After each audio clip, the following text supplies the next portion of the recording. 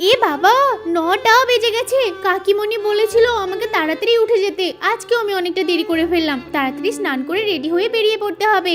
এই এই এই, কোথায় যাচ্ছিস এত সকাল সকাল? কেন তুই জানিস না কাকিমণি আমাদেরকে যেতে বলেছে, আর আমি খুব সুন্দর করে সেজে যাব।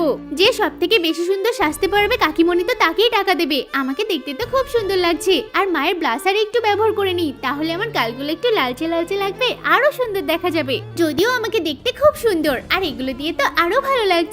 এবার আমি তাড়াতাড়ি বেরিয়ে পড়ি। মা, আমি আসছি। আরে মা কোথায় গেল? মায়ের ফোনটাও তো এখানে দেখছি। মায়ের ফোন দিয়ে আমার বন্ধুদেরকে তাড়াতাড়ি ফোন করে বলে দি, ওরাও বেরিয়ে পড়বে, আর আমিও বেরিয়ে পড়ছি।